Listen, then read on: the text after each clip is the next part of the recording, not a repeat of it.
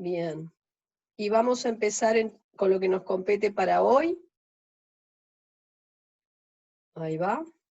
Bueno, nosotros, como habíamos dicho, habíamos estado viendo las primeras reglas para el cálculo de un límite. Habíamos visto que entonces para el cálculo de un límite el primer paso a seguir consistía en reemplazar x por el valor de la tendencia. Digo x porque habitualmente x es la letra que se utiliza para representar la variable independiente, pero en forma genérica sería que el primer paso para el cálculo de un límite es reemplazar la variable independiente de tu expresión por el valor de la tendencia, recordando que si bien yo reemplazo por ese valor, en realidad estoy reemplazando por algo que es casi ese valor, ¿tá? No se olviden que según la definición de Cauchy, la variable independiente pertenece a un entorno reducido, y el hecho de ser reducido implicaba que el propio centro del entorno no pertenecía a ese conjunto de valores, ¿tá? Por lo tanto, por ejemplo, si vos tenés un límite que dice que x tiende a 3, tú vas a ir tomando valores tan próximos a 3 como quieras, pero exactamente el valor 3 no, porque no pertenece a ese entorno. Muy bien, vamos directamente a resolver uno de los ejercicios que yo les había pedido que hicieran, ¿tá? Esperen un segundito. Ahí va. Vamos a ir al ejercicio 17, ¿tá? Ese ejercicio 17 es el último de los que componían este paquete de indeterminaciones de la forma 0 que se levantaban por el método de Descartes. Bien, voy a tomar el ejercicio 17 de ese repartido y, como habíamos dicho, el primer paso es reemplazar en esta expresión x por el valor de la tendencia. Es decir, voy a empezar por cambiar la x por algo que es casi 3. Entonces, arriba me va a quedar 3 al cuadrado, 9, en realidad casi 9, menos 6 por 3, 18, casi 18, hasta acá me da menos 9, más 9, casi 0 arriba. Y abajo tendrías un 3 al cubo, 3 por 3, 9 por 3, 27, después acá hay otro término positivo, 15 por 3, 45, sería 45 más 37, sería 72, y después los negativos son 9 por 7, 63, y 9, lo mismo, entonces te va a quedar 0, ¿está? 0 sobre 0 es indeterminado, ¿está? Y cuando voy a chequear o a revisar cómo se generó esta indeterminación, recuerdo, voy a ver que fue un 0 sobre 0 generado por cociente de polinomios. Entonces, si es un 0 sobre 0 generado por cociente de polinomios, voy a levantar la indeterminación, o me voy a deshacer de ella, aplicando el método de Descartes. Recuerden que la clase pasada dijimos que podría suceder que tú llegues a un 0 sobre 0, pero que cuando vayas a ver cómo se generó, no sea generado por cociente de polinomios. Entonces, en ese caso, por este camino, o sea, por Descartes, no vas a poder levantar la indeterminación. Habrá otra regla particular, adecuada, para aplicar en ese caso que más adelante vamos a aprender. Bien, volviendo a nuestra situación, tenemos un 0 sobre 0 generado por cociente de polinomios. ¿Qué voy a hacer? Descartes. ¿Qué dice Descartes?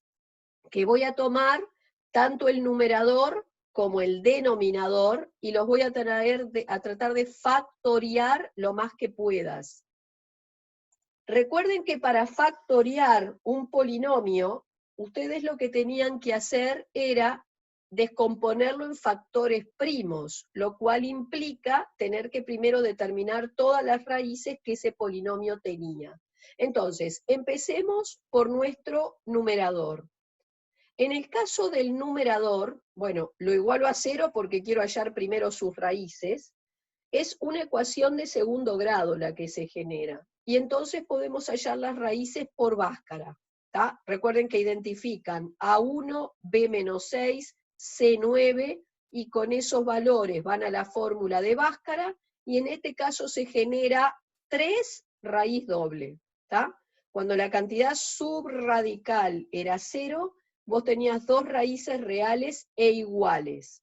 Bien, así que ahora que tengo las 2 raíces de ese numerador, puedo volver a tomar mi numerador, y según el teorema de descomposición factorial, arranco poniendo el coeficiente principal, sería el numerito que multiplica el x2, es un 1, seguido de un paréntesis de la forma x menos alfa, siendo alfa una de las 2 raíces, en este caso es 3, y el otro también con el mismo formato, x menos alfa, como la otra raíz era idéntico, también me queda x menos 3. En definitiva acá, este x menos 3 por x menos 3, si quieren lo escriben como un x menos 3 a la 2. Y ahí tengo mi numerador factorizado. Ahora voy a hacer lo propio con el denominador. El denominador en este caso es un polinomio de tercer grado, o sea que voy en busca de 3 raíces. Arrancan igualándolo a 0 porque van a buscar esas 3 raíces. Bien, y lo primero que tengo que hacer es ver si ese polinomio de tercer grado admite alguna raíz evidente. Recuerden las 3 reglitas para raíces evidentes. Si el polinomio carece de término independiente, va a admitir la raíz 0. Si la suma de todos sus coeficientes es 0, va a admitir la raíz 1, y si la suma de los coeficientes de los términos de grado par te da lo mismo que la de los grados impares, entonces admitía la raíz menos 1. Mirando este polinomio, término independiente tiene, así que no baja por 0, la suma de todos los coeficientes sería 1 menos 7 menos 6. Menos 6 más 15, 9, 9 menos 9, 0. Suma de todos los coeficientes da 0, baja por la raíz 1. Raíz evidente en 1. Y entonces yo lo que hice fue utilizar un Ruffini, porque voy a recordar que si yo bajo un polinomio por algo que es raíz, obtengo un cociente que arrastra o contiene las otras raíces que todavía te faltan del polinomio de partida. Entonces me serviría aplicar para efectuar esa división un método que me permita evidenciar cuál es ese cociente. Entonces, obviamente que la ley del resto lo descarto, porque la ley del resto no me informaba sobre el cociente.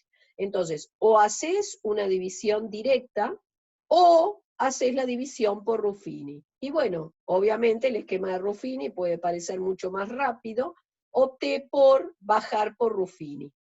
Entonces, recuerden, colocan los coeficientes del polinomio completo y ordenado. Este polinomio está ordenado con sus términos de mayor a menor grado y es completo. Entonces sus coeficientes son 1, menos 7, 15, menos 9. Eso es lo que va acá arriba. Acá colocan la raíz. Recuerden que el primer valor se bajaba, multiplico cruzado, corro un lugar, sumo en vertical, multiplico cruzado, corro un lugar, sumo en vertical, multiplico cruzado, corro un lugar y sumo. Si efectivamente esto era raíz y yo trabajé bien, en el último casillero me tenía que quedar un 0. Y lo que quedaba en casilleros anteriores eran los coeficientes de tu cociente. Cociente que, cuando vos bajás por Ruffini, por una raíz, siempre tiene un grado menos que el polinomio de partida. Así que si tu denominador era de grado 3, el cociente que acabas de obtener es de grado 2.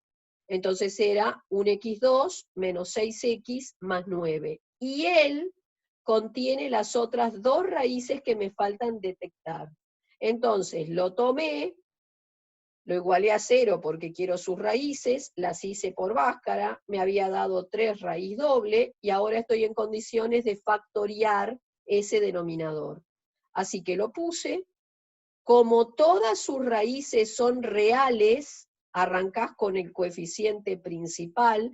Acuérdense que si ustedes están frente a un polinomio que no tiene todas sus raíces reales, y por ejemplo, yo qué sé, tiene 2 imaginarias, las imaginarias vienen de a pares, entonces no arrancan con el coeficiente principal, van directamente a un paréntesis para reflejar cada raíz real, y luego las imaginarias quedarán en expresiones cuadráticas, ¿está? Y ahí conteniendo incluso ese coeficiente principal que no arrancás poniendo en la descomposición factorial. Bien, vuelvo a mi caso. Todas las raíces eran reales. Por eso arranco con el coeficiente principal, que es el número que multiplica el x3. Luego, un paréntesis por la raíz 1 que detecté. Es decir, sería x menos lo que te dio la raíz. Otro por la segunda raíz, x menos, la siguiente raíz era un 3 y la otra era igualita. Esto lo puedo resumir en 1 por x menos 1, y estas dos escribirlas bajo la forma de una potencia. Muy bien. Descartes entonces dice que una vez que factorizan al máximo numerador y denominador, vuelven al límite de partida, pero ahora pasan a escribir el numerador y el denominador factoriados. Y al hacerlo, dice Descartes, si trabajaron bien, tienen que quedarles posibles simplificaciones a hacer. Me detengo acá un momento para recalcar algo. Si yo venía de un 0 sobre 0, generado por cociente de polinomios, siempre al hacer esas factorizaciones del numerador y del denominador, debe de quedar por lo menos una posible simplificación a hacer. O sea, debe de quedar por lo menos un mismo factor, arriba y abajo, que se puedan cancelar. Si no te quedan, es porque trabajaste mal y descompusiste mal esos numeradores o denominadores en juego. ¿Está claro? Siempre que vengas de un 0 sobre 0 generado por cociente de polinomios, vas a tener que poder simplificar. Y en este caso yo tengo un x menos 3 a la 2 arriba, multiplicando, y un x menos 3 a la 2 abajo, multiplicando. Cancelo el de arriba. Cuando cancelo el de arriba, arriba no queda nada. Ojo, tienen que poner un 1. Y abajo entonces me queda solo el x menos 1.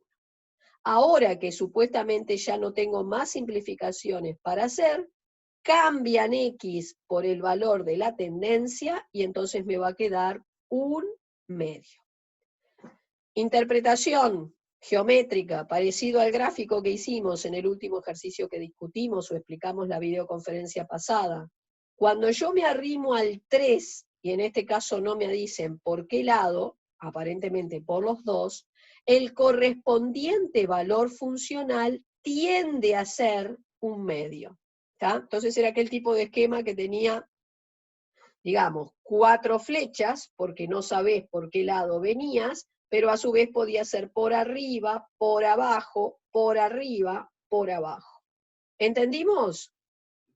Bien, entonces hoy, recuerden lo que dijimos, hasta el problema 17, y el 17 era justamente este, correspondían a este tipo de indeterminaciones, 0 sobre 0 generada por cociente de polinomios. Entonces ahora les voy a explicar el segundo tipo de indeterminación, ¿tá? La segunda regla. Corresponde a indeterminaciones del tipo infinito sobre infinito generadas por cociente de polinomios. ¿Y cómo se van a levantar estas indeterminaciones? Ojo que otra vez tiene que ser infinito sobre infinito generado por cociente de polinomios. Bien, se van a levantar tomando el término de mayor grado en el numerador y en el denominador. ¿Por qué puedo hacer eso? Porque, acá se los puse, hay una regla que establece que en toda expresión polinómica, quien gobierna el comportamiento de esa expresión o quien manda a la hora de ver cómo se comporta esa expresión, es el término de mayor grado. O sea, que cuando yo tengo una expresión polinómica de tendencia infinita, tiene que ser, me olvidé ponerles acá, de tendencia infinita, quien manda es el término de mayor grado. Entonces es como que los otros términos no pesan frente a él. ¿Está? Acá les puse, toda expresión polinómica, el término de mayor grado es el que gobierna el comportamiento de la expresión, cuando la tendencia es infinita, debo agregar. ¿Está? Bien, entonces vayamos a un ejemplo. Supongamos que tienen esto, que es el ejercicio justamente 18. Del 18 para abajo, pero no todos, van a corresponder a esta regla. Hay algunos hasta llegar al 31, que son en los que están en condiciones de hacer, que incluso dan un resultado numérico sin pasar por una indeterminación. Y después algunos están como entreverados, tienen que ver. Pero siempre van a poder hasta el 31 resolver con lo que vamos a acabar de explicar hasta el día de hoy. Bien, vamos a empezar entonces, fíjense, tienen tendencia infinita, cociente de polinomios. Entonces voy a recordar, acá se los puse, que el término de mayor grado en una expresión polinómica, cuando tengo tendencia infinita, será quien gobierne el comportamiento de la expresión. O sea que aquí el X4 es el que manda o el que gobierna a la hora de ver a qué tiende este numerador. Entonces es como que yo solamente reemplazo en él la X por el valor de la tendencia. Y sería hacer más infinito a la 4, más infinito por más infinito por más infinito por más infinito. Ni que hablar que te da más infinito. Abajo también tenés una expresión polinómica de tendencia infinita, por lo tanto quien gobierna la expresión es el término de mayor grado, sería el 5x3, es como que los otros no pesan frente a él, y solamente reemplazás en él la x por el valor de la tendencia. Entonces sería más infinito al cubo, que te da más infinito, por más 5, más infinito. Y un infinito arriba y un infinito abajo, sin importar en realidad después los signos que ellos puedan tener, te da una indeterminación. Cuando yo voy a ver cómo fue generada esa indeterminación, me encuentro con que fue generada por un cociente de polinomios. Así que según la regla que enunciamos más arriba, sería equivalente a considerar solamente término de mayor grado en el numerador y en el denominador. Y entonces ahora simplifico lo que puedo, fíjense que puedo simplificar 3 de las X que están abajo con 3 de las 4 que están arriba. Después de simplificar me queda una X arriba y el 5 abajo. Vuelvo a cambiar X por el valor de la tendencia y entonces es más infinito sobre 5. Infinito sobre un número, y no importa cuál sea ese número, siempre te da infinito. Lo único que este cociente va a tener un signo, me puede dar más infinito o menos infinito. El signo lo voy a sacar siempre por regla de signo. Fíjate que en este caso era más infinito sobre más 5. Más dividido más da más. ¿Está claro? Si hubiera sido un menos 5 abajo, más infinito sobre menos 5 te hubiera dado menos infinito. ¿Y cómo interpreto el resultado? Esto me dice que cuando la X se corra hacia el más infinito, el correspondiente valor funcional tiende a irse hacia el más infinito. Entonces, si la X se corre hacia el más infinito, o sea, yo me desplazo hacia la derecha, el correspondiente valor funcional tiende a irse para el más infinito, y así se bosqueja ese resultado. Repito, en el eje de las X, hacia la derecha es más infinito, hacia la izquierda es menos, en el eje de las Y, más infinito hacia arriba, menos infinito hacia abajo. Bien, y voy, por último, hoy, a explicar un ejercicio muy particular, está dentro de este paquete, el 26, y después vas a encontrarte con algo muy parecido en el 31. El 26 y el 31 son, digamos, si querés verlos así, de la misma familia. ¿Está? Entonces, ¿qué es lo que me va a pasar en este caso? ¿O cuál es la diferencia entre este ejercicio y los que hemos discutido más arriba? Antes de ir a cambiar X por el valor de la tendencia, voy a observar que la expresión a la que le querés calcular el límite, en realidad está dado como una resta de dos funciones. Y son dos funciones que pertenecen a la misma familia, ¿tá? Están, en este caso son funciones racionales, cociente de polinomios, son de la misma naturaleza. Entonces hay una regla que establece, a la hora de calcular un límite, que antes de cambiar X por el valor de la tendencia, vos vas a tener que reducir esa expresión a un solo término, ¿tá? ¿Cómo hago para reducir esta expresión a un solo término? La voy a llevar a común denominador. ¿Y cuál es el común denominador? Bueno, es el mínimo común múltiplo entre esos denominadores que tenés en juego. En este caso, el mínimo común múltiplo entre x más 2 y x menos 2 es el producto de ambos. No siempre es el producto, ¿tá? En este caso no tienen nada que ver los dos denominadores, el común denominador es el producto de ambos. Entonces, voy a llevar esta expresión a común denominador. Recuerden que cuando ustedes llevan a común denominador, el razonamiento que hacen es el siguiente.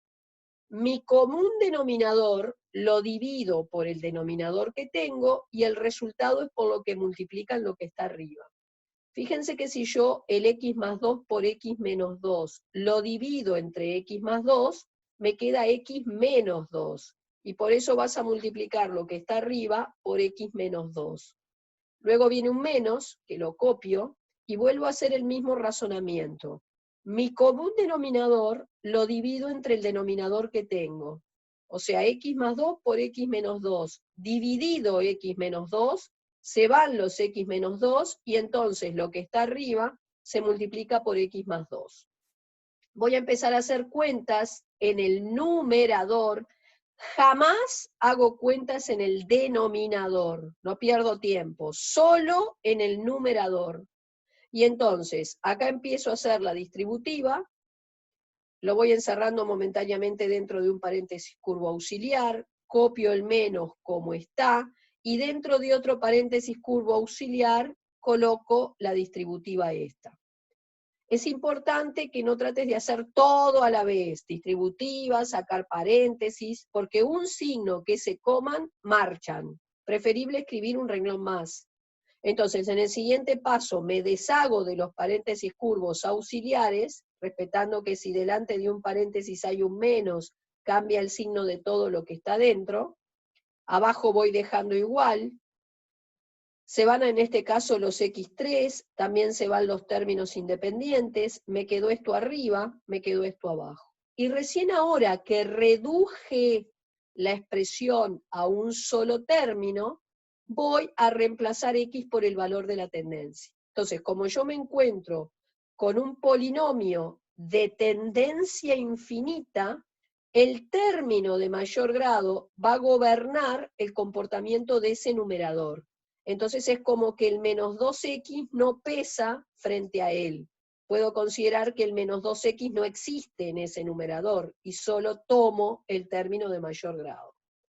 Abajo, no es necesario que hayas hecho la cuenta, el término de mayor grado, lo hago en mi cabeza, sería el que resulta de hacer x por x, o sea que es un x2. Si yo acá hago toda esta cuenta, ¿tá? Esto era un producto notable, te quedaría x2 menos 4, luego de simplificar, es un polinomio, así que otra vez tengo abajo un polinomio de tendencia infinita, gobierna el comportamiento de ese denominador, el término de mayor grado, es decir, el x2, y entonces es como si en definitiva abajo en ese denominador solamente estuviera él.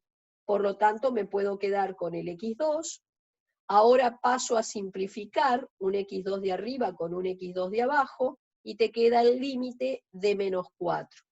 Pero el límite de una constante, lo habrán visto en el teórico, es la constante. O sea que el límite de k, no importa a qué tienda, siempre es k. Por eso me quedó menos 4. ¿Sí? Y podría haber hecho, digamos, la interpretación geométrica, me olvidé de escribírselas acá. Intenten ustedes, y discutimos después la clase que viene, cómo hubiera quedado el dibujo. ¿Tá? Fíjense que me adelanto, si hago acá mi par de ejes coordenados, cuando la x se corre hacia el más infinito, es decir, hacia la derecha, en el eje de las y, tú tendés a tomar el valor menos 4.